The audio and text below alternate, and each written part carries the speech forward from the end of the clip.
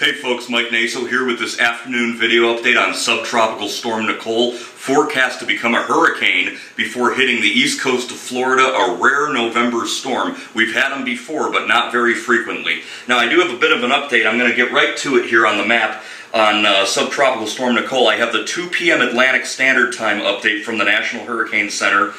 Nicole was at 26.4 north, 70.1 west, and that puts it about 465 miles east of the northwest Bahamas. Winds of 45 miles per hour, but the pressure has dropped a little bit to 1,001 millibars, so it's slowly getting better organized, and it is moving northwest at 9 miles per hour. So that's as of 2 p.m. Atlantic time, but the map and track is from 11 a.m. We shouldn't see too much of a change with the thinking here of the forecast, but by Wednesday, maybe early on Thursday, the state of Florida could be having the landfall of a Category 1 hurricane. Right now we do have a hurricane watch from the Volusia-Brevard County line all the way to Hallandale Beach, including Lake Okeechobee, and also a hurricane watch for the northwest Bahamas because Nicole should become a tropical storm as it consolidates towards the center, and then a hurricane prior to landfall.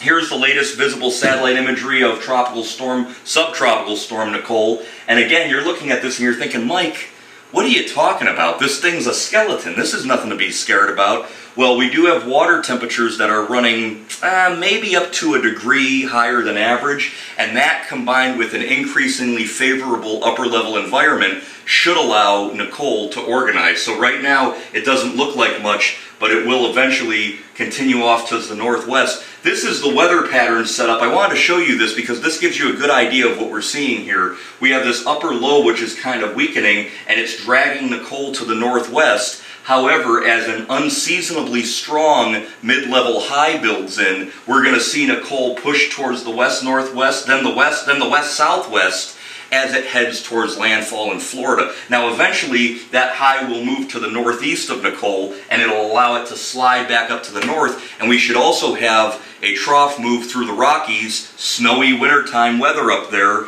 in the upper Great Plains, and as that moves on through, it should capture Nicole and move it on out. But these are the computer models, and there is some discrepancy on the models right now about whether or not Nicole makes it all the way to the Gulf of Mexico or if it turns over mainland Florida. We just don't know yet. There's a lot of uncertainty, but we also have a lot of time to watch it. This is the H-Wurf model, which makes Nicole a hurricane, makes landfall very near the Stewart-Jupiter area there of Florida, and that's as of 12Z. We also have the HMON hurricane model, very identical landfall point, somewhere near Stewart or Jupiter Island there on the east coast of Florida as a Category 1 hurricane. It spits it back out into the Gulf of Mexico and ends up making landfall in the Florida Panhandle as a tropical storm, a very wet, moist, sloshy Nicole. Now, November storms have happened in the United States, so I don't want anybody who's an alarmist out there to go, oh my God, the ice caps are going to melt. They're fine, trust me. November hurricanes in Florida, we've had 2 in the last 100 years or so. 1935, the Yankee hurricane, it was named because of its track, which brought it from north all the way west-southwest into Florida because of a building ridge of high pressure, made landfall near Miami Beach as a 100-mile-per-hour Category 2 storm on November 4th, 1935. And ironically, 1935 was the year of the deadliest hurricane in Florida up until Hurricane Ian this year. So maybe 1935, we've got some parallels there.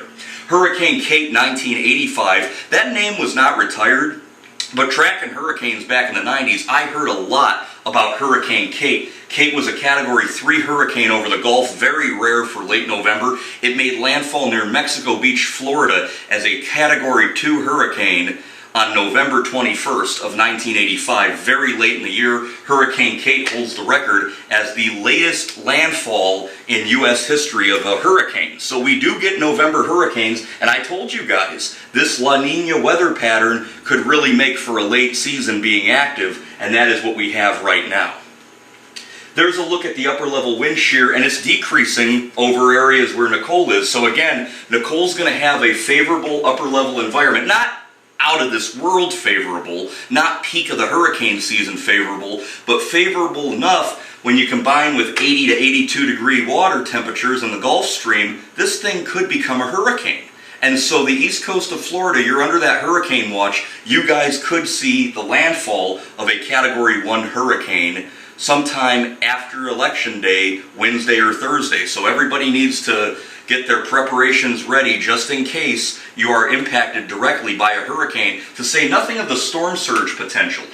Now, we have a problem sometimes with coastal erosion because of the pressure gradient. So what I mean by that is, if we have a clockwise high pressure and that's forcing winds into the coastline, and then we have a counterclockwise hurricane and that's forcing winds into the coastline, you could have beach erosion. So not only do we have the threat of storm surge, possibly 3 to 5 feet there in a wider area, because Nicole's going to be more of a broad storm, but we could also have the coastal erosion. So water rise, look, we saw what happened in Southwest Florida, right? Water means business. We could protect from the winds, but the water, that's a problem. So water rises of storm surge, as well as the coastal beach erosion, that is going to be a big problem. And also the rainfall. We can have heavy rainfall spread out over a larger area, and that could cause a lot of freshwater flooding. So this is all hearsay right now, because we haven't been able to pin down exactly where Nicole's going to hit and how strong. But the thinking is right now, we only have 2 or 3 days before impact of a hurricane. And that is why you are under a hurricane watch. Those will likely be changed to hurricane warnings as time goes on, and then we will have to deal with the eventual landfall of Nicole.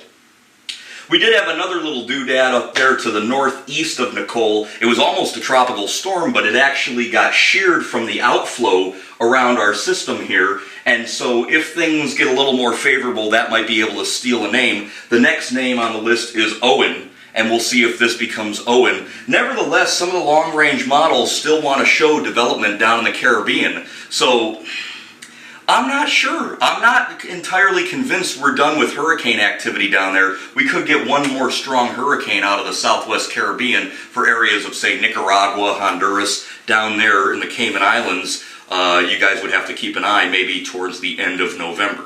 So I'm Mike Naso with the latest on the tropics. Stay tuned to the YouTube channel, subscribe, share, because we are going to be doing coverage of this storm over the next couple of days. I know there's a lot going on with the elections in the United States, but trust me, once election day is over, it's going to be the day for Nicole to hit Florida.